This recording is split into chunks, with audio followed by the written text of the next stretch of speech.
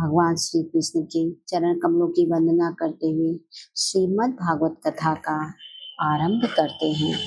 ओम नमो भगवते वासुदेवाय नमः। ओम नमो भगवते वासुदेवाय नमः। अथ सप्तदशो अध्याय। हिरण्यकश्यपु और हिरणाज का जन्म तथा हिरणाज के दिग्विजय। श्री मैत्रेय जी ने कहा, विदुर जी, ब्रह्मा जी के कहने से अंधकार का कारण जानकर देवताओं की शंका निवृत्त हो गई और फिर वे सब स्वर्ग लोक को लौट आए। इधर दीति को अपने पति देव के कथनानुसार पुत्रों की ओर से उपद्रव आदि की आशंका बनी रहती थी। इसलिए जब पूरे 100 वर्ष बीत गए तब उस साध्वी ने 2 यमज पुत्र उत्पन्न किए। उनके जन्म लेते समय स्वर्ग, पृथ्वी और अंतरिक्ष में अनेकों उत्पात होने लगे, जिनसे लोग अत्यंत भयभीत हो गए।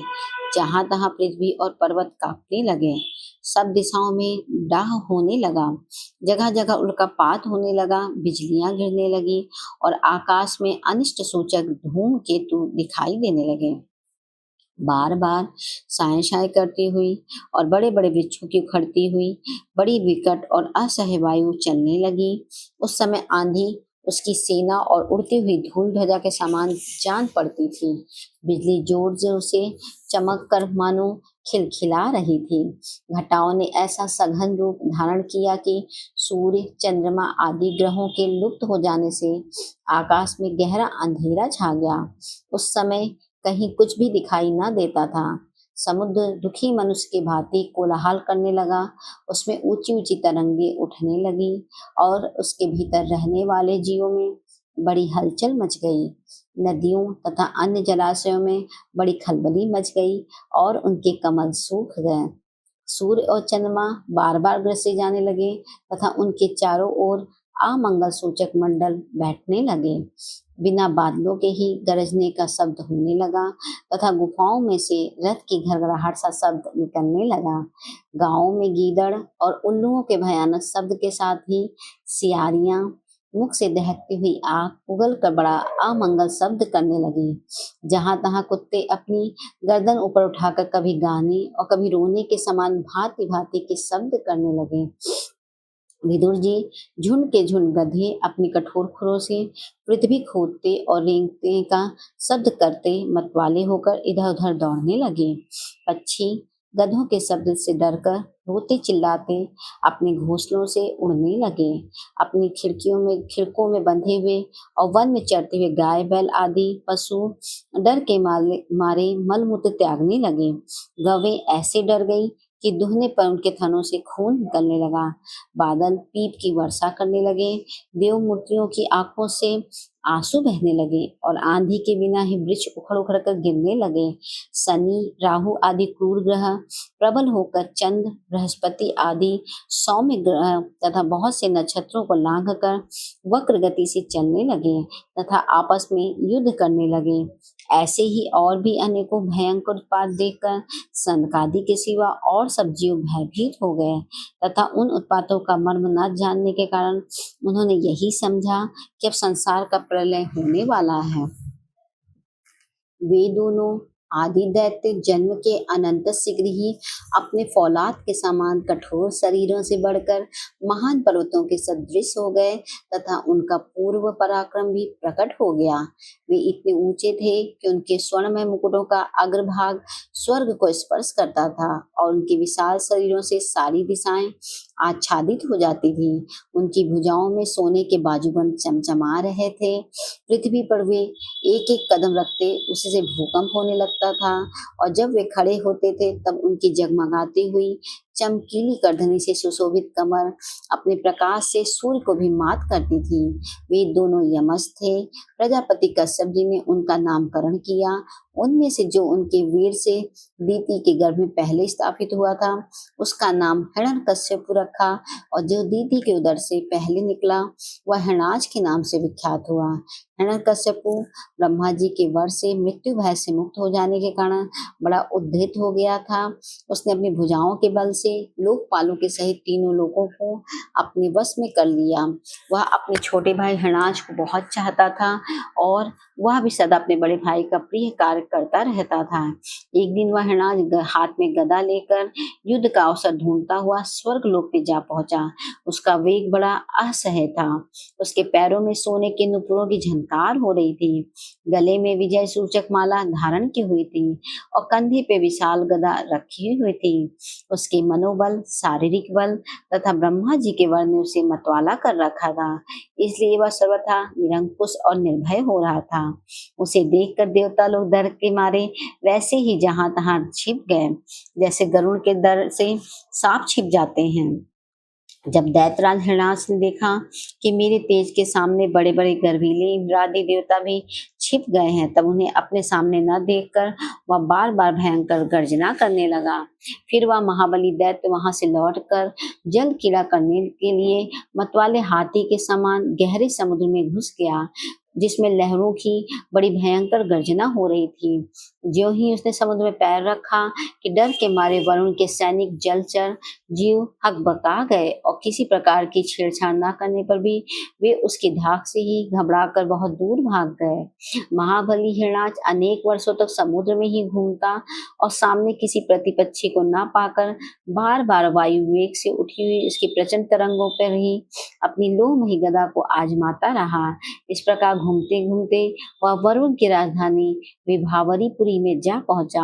वहां पाताल लोक के स्वामी जलचरों के अधिपति वरुण जी को देखकर उसने उनकी हंसी उड़ाते हुए नीच मनुष्य की भांति प्रणाम किया और कुछ मुस्कुराते हुए व्यंग से कहा, महाराज मुझे युद्ध की भिक्षा दीजिए।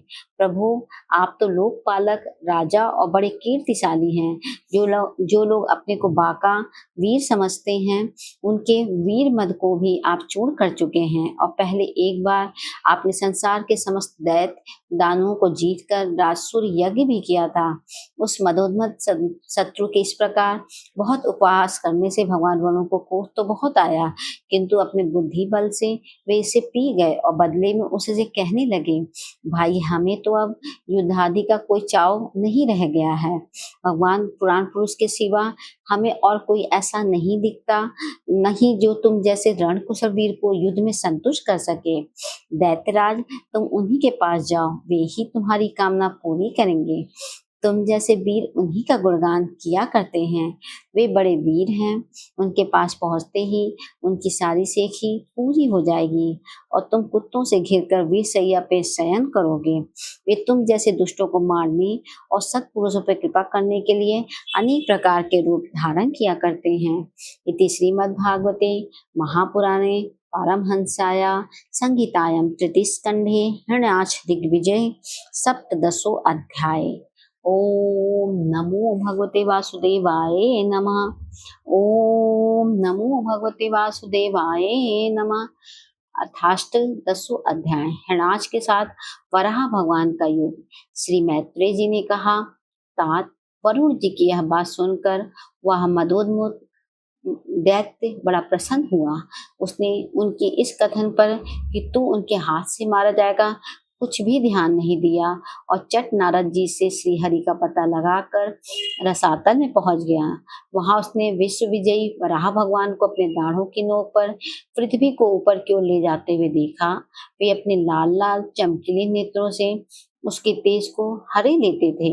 उन्हें देखकर वह खिलखिलाकर हंस पड़ा और बोला, अरे यह जंगली पशु कहाँ जल में कहाँ से आया। फिर वाराह जी ने कहा, अरे नासमझ इधर आ, इस पृथ्वी को छोड़ दे। इसे विश्व विधाता ब्रह्मा जी ने हम रसातल वासियों के हवाले कर दिया है। रे सूकर रूपधारी सुराधम, मेरे देखते देखते तू इसे लेकर कुशल पूर्वक नहीं जा सकता। तो माया से लुक छिप कर ही दैत्यों को जीत लेता और मार डालता है। क्या इसी से हमारे शत्रुओं ने हमारा नाश कराने के लिए तुझे पाला है? मूढ़, तेरा बल तो योग माया ही है और कोई पुरुषार्थ तुझमें थोड़े ही है।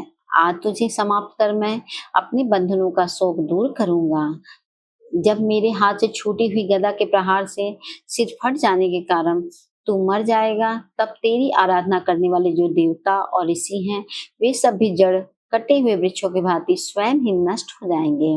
हिरणाक्ष भगवान को दुर्वचन बाणों से छेदे जा रहा था, परंतु उन्होंने दांत की नोक पर स्थित पृथ्वी को भयभीत देखकर वह चोट सह ली तथा जल से उसी प्रकार बाहर निकल आए जैसे ग्राह की चोट खाकर हथनी सहित गजराज।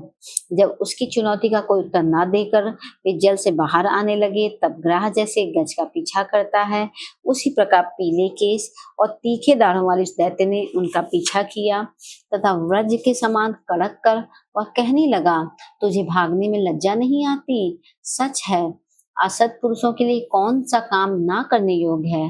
भगवान ने पृथ्वी को ले जाकर जल के ऊपर व्यवहार योग्य स्थान पर स्थित कर दिया और उसमें अपनी आधार शक्ति का संचार किया।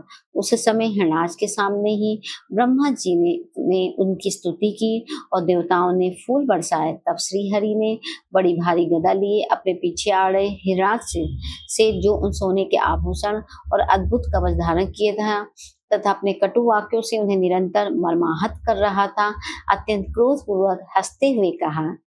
श्री भगवान ने कहा, अरे सचमुच ही हम जंगली जीव हैं जो तुझ जैसे ग्राम सिंहों को ढूंढते फिरते हैं।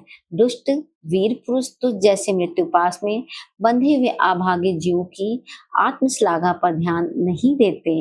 हाँ, हम रसातल वासियों की धरोहर चुरा कर और लज्जा छोड़कर तेरी गदा के भय से यहाँ भाग आए हैं। हम में ऐसी सामर्थ्य ही कहाँ कि तेरे जैसे अद्वितीय वीर के सामने युद्ध में ठहर सके। फिर भी हम जैसे तैसे तेरे सामने खड़े हैं। तुझ जैसे बलवानों से वैर बांधकर हम जा भी कहाँ सकते हैं। तू पैदल वीरों का सरदार है, इसलिए अब निशंक होकर उधेड़ बुन छोड़कर हमारा अनिष्ट करने का प्रयत्न कर और हमें मारकर अपने भाई बंधुओं के आंसू पोंछ। अब इसमें देर ना कर। जो अपनी प्रतिज्ञा का पालन नहीं करता वह असभ्य है, भले आदमियों में बैठने लायक नहीं है। मैत्रेय जी कहते हैं, विदुर जी, जब भगवान ने रोष से उस दैत्य का इस प्रकार खूब उपहास और तिरस्कार किया, तब वह पकड़कर खिलाए जाते हुए सबके समान क्रोध से तिलमिलात उठा। वह खींचकर लंबी लंबी सांसें लेने लगा। उसकी इंद्रियां क्रोध से क्षुब्ध हो उठी और उस दुष्ट दैत्य ने बड़े वेग से लपककर भगवान पर गदा का प्रहार किया, किंतु भगवान ने अपनी छाती पर चलाई हुई शत्रु की गदा के प्रहार को कुछ टेढ़े होकर बचा लिया। ठीक वैसे ही जैसे योग सिद्ध पुरुष मृत्यु के आक्रमण से अपने को बचा लेते हैं। फिर जब वह क्रोध से होठ चबाता अपनी गदा लेकर बार बार घुमाने लगा, तब श्री हरि कुपित होकर बड़े वेग से उसकी ओर झपटे। सौम्य स्वभाव विदुर जी, तब प्रभु ने शत्रु की दाईं भौं पर गदा की चोट की, किंतु गदा युद्ध में कुशल हिरणाक्ष ने उसे बीच में ही अपनी गदा पर ले लिया। इस प्रकार श्री हरि और हिरणाक्ष एक दूसरे को जीतने की इच्छा से अत्यंत क्रुद्ध होकर आपस में अपनी भारी गदाओं से प्रहार करने लगे। उस समय उन दोनों में से जीतने की होड़ लगी थी। दोनों के ही अंग गदाओं की चोट से घायल हो गए थे। अपने अंगों के घावों से बहने वाले रुधिर की गंध से दोनों का ही क्रोध बढ़ रहा था और वे दोनों ही तरह तरह के पैतरे बदल रहे थे। इस प्रकार गौ के लिए आपस में लड़ने वाले दो साड़ों के समान उन दोनों में एक दूसरे को जीतने की इच्छा से बड़ा भयंकर युद्ध हुआ। विदुर जी, जब इस प्रकार हिरणाक्ष और माया से वराह रूप धारण करने वाले भगवान यज्ञ मूर्ति पृथ्वी के दृश्य बांधकर युद्ध करने लगे, तब उसे देखने के लिए वहां ऋषियों के सहित ब्रह्मा जी आए। वे हजारों ऋषियों के से घिरे हुए थे। जब उन्होंने देखा कि वह दैत्य बड़ा सूरवीर है, उसमें भय का नाम नहीं है, वह मुकाबला करने में भी समर्थ है और उसके पराक्रम को चूर्ण करना बड़ा कठिन काम है, तब वे भगवान आदि सुकर रूप नारायण से इस प्रकार कहने लगे। श्री ब्रह्मा जी ने कहा, देव, मुझसे वर पाकर यह दुष्ट दैत्य बड़ा प्रबल हो गया है। इस समय यह आपके चरणों की शरण में रहने वाले देवताओं, ब्राह्मणों, गौओं तथा अन्य निरपराध जीवों को बहुत ही हानि पहुंचाने वाला, दुखदायी और भयप्रद हो रहा है। इसकी जोड़ का और कोई योद्धा नहीं है, इसलिए यह महाकंटक अपना मुकाबला करने वाले वीर की खोज में समस्त लोकों में घूम रहा है। यह दुष्ट बड़ा ही मायावी, घमंडी और निरंकुश है। बच्चा जिस प्रकार क्रुद्ध हुए सांप से खेलता है, वैसे ही आप इससे खिलवाड़ ना करें। देव अच्युत, जब तक यह दारुण दैत्य अपनी बल वृद्धि की वेला को पाकर प्रबल हो, उससे पहले पहल ही आप अपनी योग माया को स्वीकार करके इस पापी को मार डालिए। प्रभु देखिए, लोगों का संहार करने वाली संध्या की भयंकर वेला आना ही चाहती है। सर्वात्मन, आप उससे पहले ही इस असुर को मारकर देवताओं को विजय प्रदान की। इस समय अभिजीत नामक मंगलमय मुहूर्त का भी योग आ गया है। अतः अपने सुहृद हम लोगों के कल्याण के लिए शीघ्र ही इस दुर्जय दैत्य से निपट लीजिए। प्रभु, इसकी मृत्यु आपके ही हाथ बंधी है। हम लोगों के बड़े भाग्य हैं कि स्वयं ही अपने काल रूप आपके पास आ पहुंचा है। जब आप युद्ध में बलपूर्वक इसे मारकर लोगों को शांति प्रदान कीजिए। इति श्रीमद्भागवते महापुराणे परमहंसाया संहिताया तृतीय स्कंधे हरणाक्षवधे अष्टादशो अध्याय। ओम नमो भगवते वासुदेवाय नमः। ओम नमो भगवते वासुदेवाय नमः। अथैको नवींसु अध्याय हरणाक्षवध। मैत्रेय जी कहते हैं, विदुर जी, ब्रह्मा जी के ये कपट रहित अमृतमय वचन सुनकर भगवान ने उनकी भोलेपन पर मुस्कुराकर अपने प्रेमपूर्ण कटाक्ष के द्वारा उनकी प्रार्थना स्वीकार कर ली। फिर उन्होंने झपट कर अपने सामने निर्भय विचरते हुए शत्रु की ठुड्डी पर गदा मारी, किंतु हिरणराज की गदा से टकराकर वह गदा भगवान के हाथ से छूट गई और चक्कर काटते हुए जमीन पर गिरकर सुशोभित हुई। किंतु यह बड़ी अद्भुत सी घटना हुई। उस समय शत्रु पर वार करने का अच्छा अवसर पाकर भी हिरणाक्ष ने उन्हें निरस्त देख युद्ध धर्म का पालन करते हुए उन पर आक्रमण नहीं किया। उसने भगवान का क्रोध बढ़ाने के लिए ही ऐसा किया था। गदा गिर जाने पर और लोगों का हाहाकार बंद हो जाने पर प्रभु ने उसकी धर्म बुद्धि की प्रशंसा की और अपने सुदर्शन चक्र का स्मरण किया। चक्र तुरंत ही उपस्थित होकर भगवान के हाथ में घूमने लगा, किंतु वे अपने प्रमुख पार्षद दैत्याधाम हिरणाक्ष के साथ विशेष रूप से क्रीड़ा करने लगे। उस समय उनके प्रभाव को न जानने वाले देवताओं के वे विचित्र वचन सुनाई देने लगे। प्रभु, आपकी जय हो, इसे और न खिलाइए, शीघ्र ही मार डालिए।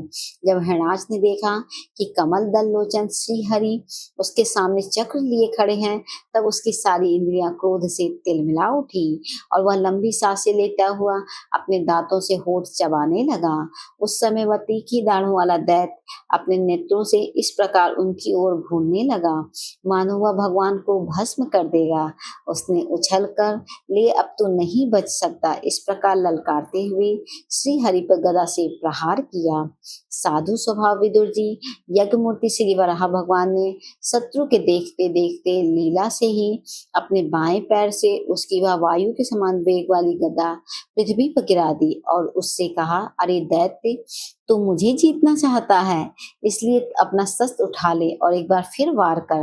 भगवान के इस प्रकार कहने पर उसने फिर गदा चलाई और बड़ी भीषण गर्जना करने लगा। गदा को अपनी ओर आते देखकर भगवान ने जहाँ खड़े थे वहीं से उसे आते ही अनायास इस प्रकार पकड़ लिया जैसे करुण सापिन को पकड़ ले।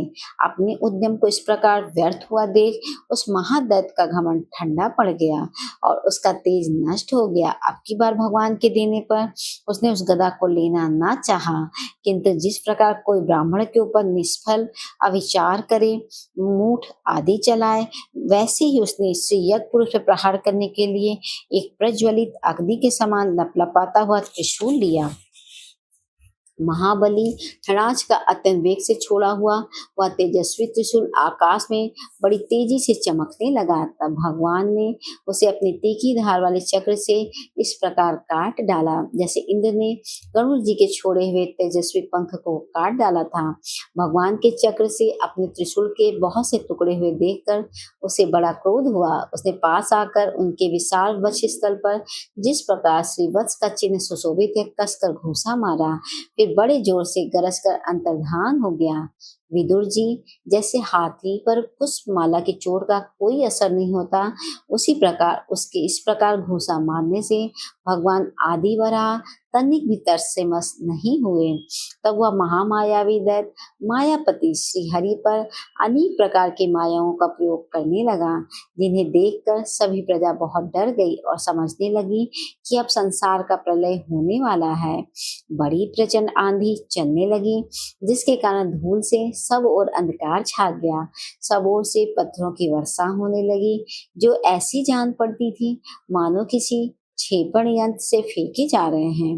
बिजली की चमचमाहट और कड़क के साथ बादलों के घिर आने से आकाश में सूर्य, चंद्रमा आदि ग्रह छिप गए तथा उनमें निरंतर पीले केस, रुधिर, विष्ठा, मूत्र और हड्डियों की वर्षा होने लगी। विदुर जी, ऐसे ऐसे पहाड़ दिखाई देने लगे जो तरह तरह के अस्त्र शस्त्र बरसा रहे थे। हाथ में त्रिशूल लिए बाल खोले नंगी राक्षसियां दिखने लगी। बहुत से पैदल घुड़सवार रथी और हाथियों पे चढ़े सैनिकों के साथ आततायीच राक्षसों को मारो मारो, काटो काटो, ऐसा अत्यंत क्रूर और हिंसामय कोलाहल सुनाई देने लगा। इस प्रकार प्रकट हुए इस आसुरी माया जाल का नाश करने के लिए यज्ञ मूर्ति भगवान वराह ने अपना प्रिय सुदर्शन चक्र छोड़ा। उस समय अपने पति का कथन स्मरण होने से दीति का हृदय सहसा कांप उठा और उसके स्तनों से रक्त बहने लगा। अपना माया जाल नष्ट हो जाने पर वह दैत्य फिर भगवान के पास आया। उसने उन्हें क्रोध से दबाकर चूर चूर करने की इच्छा से भुजाओं में भर लिया, किंतु देखा कि वे तो बाहर ही खड़े हैं। अब वह भगवान को वज्र के समान कठोर मुक्कों से मारने लगा। तब इंद्र जैसे वृत्तासुर पर प्रहार किया था, उसी प्रकार भगवान ने उसकी कनपटी पर एक तमाचा मारा। विश्व विजयी भगवान ने यद्यपि बड़ी उपेक्षा से तमाचा मारा था, तो भी उसकी चोट से हृणाज का शरीर घूमने लगा। उसके नेत्र बाहर निकल आए तथा हाथ पैर और बाल छिन्न छिन्न हो गए और वह निष्प्राण होकर आंधी के उखड़े हुए विशाल वृक्ष के समान पृथ्वी पर गिर पड़ा। हनाज का तेज अब भी मलिन नहीं हुआ था। उस कराल दाढ़ी वाले दैत्य के दांतों से होठ चबाते हुए पृथ्वी पर पड़ा देख वहां युद्ध देखने के लिए आए हुए ब्रह्म आदि देवता उसकी प्रशंसा करने लगे कि अहो, ऐसी अलभ्य मृत्यु किसको मिल सकती है। अपनी मिथ्या उपाधि से छूटने के लिए जिनका योगी जन समाधि योग के द्वारा एकांत में ध्यान करते हैं, उन्हीं के चरण प्रहार से उनका मुख देखते देखते इस दैत्यराज ने अपना शरीर त्यागा। ये हृणाज और हिरण्यकश्यपु भगवान के ही पार्षद हैं। इन्हें शापवश या अधोगति प्राप्त हुई है। अब कुछ जन्मों में ये फिर अपने स्थान पर पहुंच जाएंगे। देवता लोग कहने लगे, प्रभु आपको बारंबार नमस्कार है। आज संपूर्ण यज्ञों का विस्तार करने वाले हैं तथा संसार की स्थिति के लिए शुद्ध सत्वमय मंगल विग्रह प्रकट करते हैं। बड़े आनंद की बात है कि संसार को कष्ट देने वाला यह दुष्ट दैत्य मारा गया। अब आपके चरणों की भक्ति के प्रभाव से हमें भी सुख शांति मिल गई है। मैत्रेय जी कहते हैं, विदुर जी, इस प्रकार महापराक्रमी हणाज का वध करके भगवान आदि वराह अपने अखंड आनंदमय धाम को पधार गए। उस समय ब्रह्मादि देवता उनकी स्तुति कर रहे थे। भगवान अवतार लेकर जैसे लीलाएं करते हैं और जिस प्रकार उन्होंने भीषण संग्राम में खिलौनों की भांति महापराक्रमी हणाज का वध कर डाला। और मित्र विदुर जी, वह सब चरित्र जैसा मैंने गुरु मुख से सुना था तुम्हें सुना दिया। सूत जी कहते हैं, सौनक जी मैत्रेय जी के मुख से भगवान की यह कथा सुनकर परम भागवत विदुर जी को बड़ा आनंद हुआ। जब अन्य पवित्र कीर्ति और परम यशस्वी महापुरुषों का चरित्र सुनने से ही बड़ा आनंद होता है, तब श्री वत्सधारी भगवान की ललित ललाम लीलाओं की ही बात ही क्या है। जिस समय ग्राह के पकड़ने पे गजराज प्रभु के चरणों का ध्यान करने लगे और उनकी हथेलियां दुख से चिंघाड़ने लगी, उस समय जिन्होंने उन्हें तत्काल दुख से छुड़ाया और जब सब ओर से निराश होकर अपनी शरण में आए हुए सरल हृदय भक्तों से सहज में ही प्रसन्न हो जाते हैं, किंतु दुष्ट पुरुषों के लिए अत्यंत दुराराध्य है, उन पर जल्दी प्रसन्न नहीं होते। उन प्रभु के उपकारों को जानने वाला ऐसा कौन पुरुष है जो उनका सेवन ना करेगा। सौनकादि ऋषियों पृथ्वी का उद्धार करने के लिए वराह रूप धारण करने वाले श्री हरि की इस हृणाक्षवध नामक परम अद्भुत लीला को भी जो पुरुष सुनता है, गाता है अथवा अनुमोदन करता है, वह ब्रह्म हत्या जैसे घोर पाप से भी सहज में छूट जाता है। यह चरित अत्यंत पुण्यपद, परम पवित्र, धन और यश की प्राप्ति कराने वाला, आयु वर्धक और कामनाओं की पूर्ति कराने वाला तथा युद्ध में प्राण और इंद्रियों की शक्ति बढ़ाने वाला है। जो लोग इसे सुनते हैं उन्हें अंत में श्री भगवान का आश्रय प्राप्त होता है। इति श्रीमद्भागवते महापुराणे पारमहंसायां संहितायां तृतीय स्कंदे हणाक्षवधो नमैको नवींशो अध्याय। ओम नमो भगवते वासुदेवाय नमः। ओम नमो भगवते वासुदेवाय नमः।